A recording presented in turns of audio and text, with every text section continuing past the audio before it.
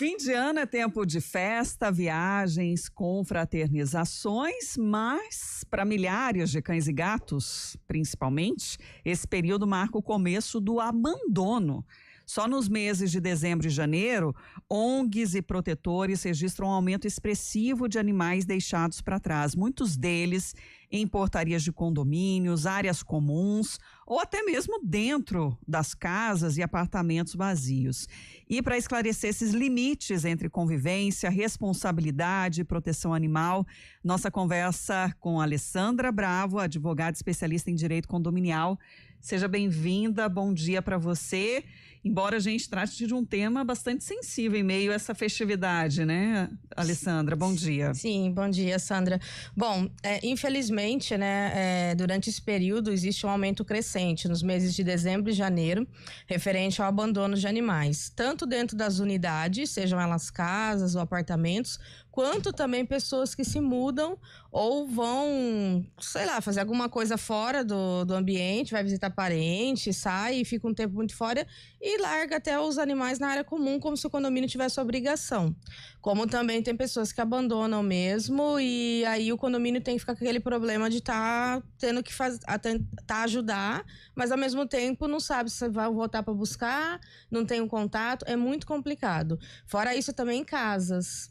É engraçado que aproveitando agora o recesso, eu tô fazendo caminhada, né? Sim. E aí na rua mesmo eu vi várias casas com animais sozinhos, abandonados, que eu notei 5 dias seguidos e acabei tendo que denunciar. E isso é uma coisa importante que todos estão nos ouvindo façam, denuncie, porque os coitadinhos não têm o que fazer, não tem quem ajuda, né? Quem tá auxiliando e estão ali, que é por negligência humana. E até diante dessa situação, você já pontuou aí que precisa fazer a denúncia. E aí essa denúncia, a princípio, é preciso tentar localizar esse morador, se é um vizinho ali dentro do próprio condomínio, é avisar o síndico, é arrombar a porta, se isso é permitido nessas condições, ou é a polícia ambiental, qual é o caminho? Perfeito. Em Campinas nós tínhamos, né, infelizmente não temos mais a delegacia, né, de proteção animal, então quem faz isso é a própria delegacia mesmo, a 190. Em alguns outros municípios e aqui no estado de São Paulo nós temos ainda a delegacia, né, de proteção, aí, claro, comunica a mesma, mas nesse caso, se tiver ali negligência total, e nós temos no estado de São Paulo uma lei estadual que obriga os síndicos a denunciar em caso de maus tratos. Então, respondendo até por negligência e o condomínio. O síndico responde diretamente. Então, sim, tem que denunciar e, nesse caso, a própria Constituição Federal, ela permite, em casos de negligência e ali violação aos direitos, você tá invadindo a unidade, nesse caso, para socorrer. Claro, sempre chame uma testemunha, né, para poder comprovar, mas antes disso, tenta entrar em contato, sim, com o proprietário do imóvel, explicando o que está acontecendo, e se ele não tomar uma atitude, o condomínio vai ter que tomar. E, neste caso, a lei de maus tratos é crime federal, no código, né? Temos no Código Penal e sim, dá direito à reclusão e a perda até o tutor perde o direito de permanecer com seu animal de estimação. Tem tutor que alega que deixa alimento, deixa a água pro animal e diz que está acostumado a ficar sozinho, só que os vizinhos ouvem o choro constante e é uma situação de maus tratos nesse sentido, pensando que tá ali numa proteção e com alimento e água? Veja, o único técnico assim que pode dizer maus tratos é o médico veterinário. Agora, quando é uma coisa contínua, por exemplo, 2 dias, 3 dias, aí sim, configura os maus tratos. Agora, nós temos durante esse período, né, como eu disse, nas festividades, as pessoas saem 2 horas, e aí o cachorro fica chorando, até por causa de barulho e tal. Aí tem que entender o contexto. Nós temos muitas pessoas dentro dos condomínios que ficam nas suas residências nesse período de festividade, que pode estar indo cuidar, tá brincando com esses animais. E tem, né, assim como tem as crianças, a babá, nós temos também as tanto de gato quanto de cachorros, que podem estar auxiliando. Mas, eu vou ficar um longo período. Tem os hotelzinhos exatamente para isso. Ou contratar até veterinários que fazem essa função, como também vizinhos. Eu mesma tenho 2 gatas, quando eu viajo, é meu vizinho que cuida. e assim é vice-versa. Então não fica abandonado, eu não posso deixar abandonado. O gato é um pouco mais complicado porque ele é territorialista, então você tirar ele, colocar no hotelzinho dá problema. O cachorro é mais sociável nesse caso, a não ser casos extremos. Então existe sim formas de estar auxiliando todos, principalmente o não humano, que a gente chama no direito animal, né, o animal de não humano, não faz ter tanto sofrimento. O problema a questão dentro da unidade é ainda mais fácil de resolver. O problema é quando tem um abandono mesmo. Porque eles ficam na área comum, aí eles não estão acostumados, eles são atropelados, eles são mutilados, eles são espancados, por vezes eles desaparecem. Tá? É triste, mas é uma realidade, infelizmente, dentro de todos os condomínios nós temos esse problema. O escritório, como eu tenho a questão do direito animal, sempre vem atrás disso, esse problema somente do abandono em si. E até pegando aí o gancho, o Tiago de Indaiatuba, ele diz que o condomínio em que ele mora fica numa área afastada e sempre aparece cachorros aí sem um dono entrando no condomínio, que acabam ficando um tempo, às vezes estendido, porque os próprios moradores fazem a alimentação desses animais. Como fica a responsabilidade do condomínio caso algo aconteça com os animais dentro do condomínio nesse período? Ou se o animal causar também algum prejuízo, dano a um morador? Bom, vamos lá. A questão do animal comunitário.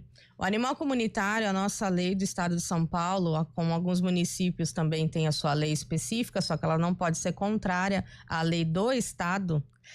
Lembrando que cada estado tem a sua lei específica, tá? No estado de São Paulo é a única lei que diz a obrigatoriedade do tutor voluntário, aquele que está alimentando, sim, ser responsabilizado no caso de danos, desde que comprove a negligência corretamente. E ele é obrigado a castrar, a levar vacinação, veterinário, ter os cuidados paliativos, água, alimentação, enfim. A questão tem que entender o contexto. Tem condomínios que eles pegam para si. Tem condomínio que realmente constrói até um gatil específico, aí o condomínio fica responsável, isso entra na previsão orçamentária e isso é resolvido pelo condomínio. Tem condomínio que determina quem é que vai ser esses tutores voluntários. Lembrando que basta uma pessoa alimentar, ela é tutor voluntária e ele é um animal comunitário.